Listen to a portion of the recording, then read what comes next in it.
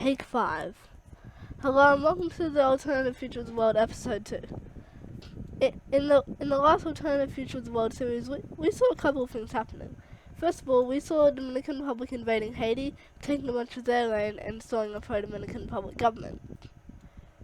We also saw the East African Federation uniting, and the DRC doing a vote on whether or not to join. Then we saw Moldova having a civil war, coup d'etat, whatever you want to call it, and breaking into two countries.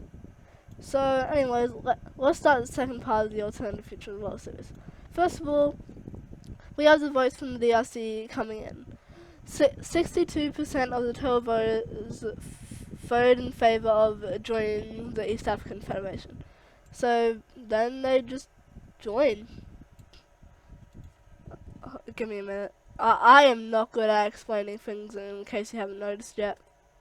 I'm still learning. I usually don't like talk in front of cameras. I'm not used to it.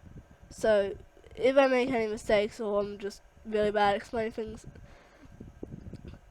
don't blame it on me. So this is already a huge boost to the East African Federation.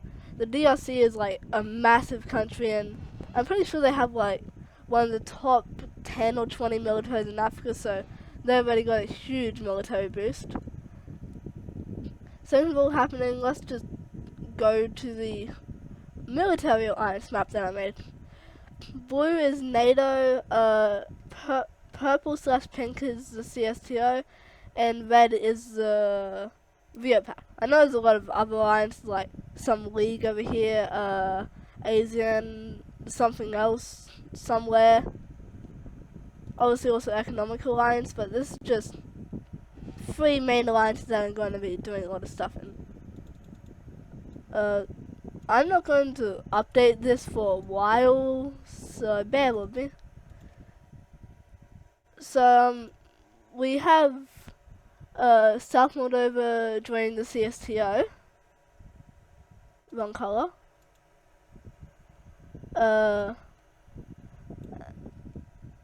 So that's the thing. Why did I even do that? Because that's really the only thing that changed. Oh yeah, I forgot to color in Kaliningrad.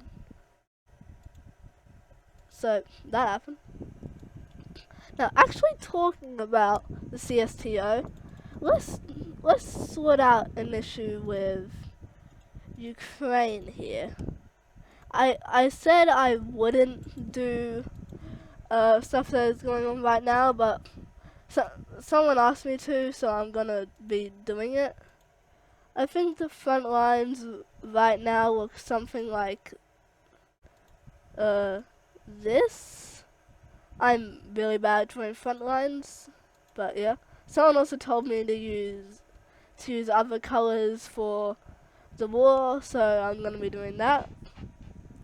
Right now, the front lines look something like this, and Ukraine is pulling off some counter-offensive along here, so that's happening. Now, I'm gonna be doing something a little bit interesting here. But most YouTubers doing Alternative Future of the World series, I've seen it only just be Russia versus Ukraine, but I'm gonna make it a little bit more interesting. Belarus and South Moldova joined the war. This isn't too interesting. Many people, I'd say a couple people here kind of expected it, but yeah, Ukraine did not expect it. So Belarusian troops making an offensive over here and one near Kiev. South Moldovan troops launched an offensive here and here, but South Moldova doesn't really have many troops, so they kind of just stop there. This caused Ukraine to kind of have to reorganize their troops, allowing Russia to actually relaunch their offensive up here and connect here.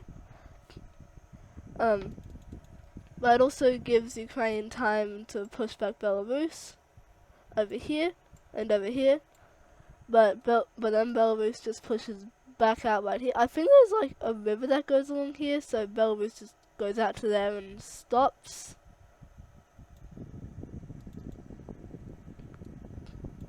South Moldova doesn't really get attacked by Ukraine, so they just kind of expand out and then get pushed back by Ukraine.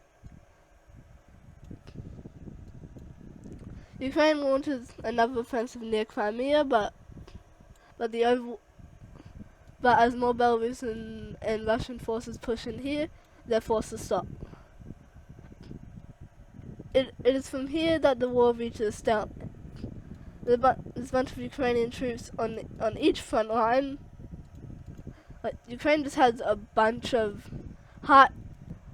basically the Ukrainian troops have high morale and more modern equipment, and Belarus, Russia, and South Moldova just have the manpower advantage. So, after a long time, like 6 months of a stalemate, a peace treaty is formed. I know Zelensky said something about they won't sign a peace treaty until Russia is defeated, but I'm not going to be doing that here. So give me a minute while I draw this. And here we have some of the most cursed borders I've ever seen. And also the most cursed borders I've ever made. What even happened when I was drawing this? So first of all, we have Russia taking a huge chunk out of Ukraine. I don't even know why Ukraine accepted this, but they really wanted to end the war. Like, they were suffering a lot of casualties, like, a couple days before the peace treaty, because trying to break the stalemate. Belarus basically just got what they captured, and South Moldova just kind of expanded out a bit, and that's it. But with a now much smaller Ukraine, once again I did not update the alliance map, Ukraine joins NATO. Russia gets very mad about this, but they don't do anything about it, because in the peace treaty, they also said Russia cannot declare war on Ukraine for another 10 years. Will Russia oblige to that? Probably not, but now Ukraine's in NATO, they probably won't actually invade them for another 10 years. Obviously, this now kind of encircles South Moldova in NATO, so that's an issue for South Moldova. But yeah, and I forgot something. I don't even know how Ukraine accepted these terms, but they did. I don't even know how still. I know I've said it a bunch of times, but I just still don't know. Second of all, we have a little accidental, in apostrophes, incident happening along the Kyrgyzstan-Tajikistan border. Apparently either Tajikistani or Kyrgyzstani Tajikistani, Kyrgyzstan, I don't know. One of the other troops fired at each other. Kyrgyzstan said Tajikistan fired, Tajikistan said Kyrgyzstan fired. There's no real proof of who actually fired. So we have Kyrgyzstan declaring war on Tajikistan. Well, technically, they both declared war on each other. Tajikistan declared war on Kyrgyzstan, and Kyrgyzstan declared war on Tajikistan. That just for simplicity reasons, I'm doing Kyrgyzstan as red and Tajikistan as blue. So we have Kyrgyzstani troops pushing out from that tail thing here, and Tajikistan. Yeah, I really gotta just stop saying these. Okay, that's Tajikistan, that's Kyrgyzstan. I now know.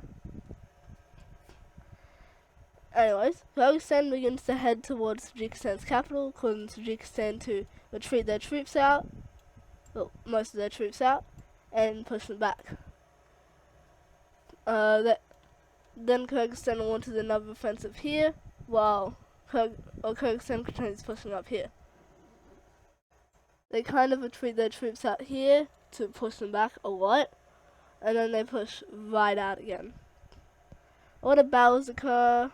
Eventually, Tajikistan gets split into two, and they are unable to reconnect the country. And eventually, after a while, some ceasefire. Like, I would have continued the war and made it a lot more realistic, but I'm running out of time. In simple terms, Kyrgyzstan took land from Tajikistan left CS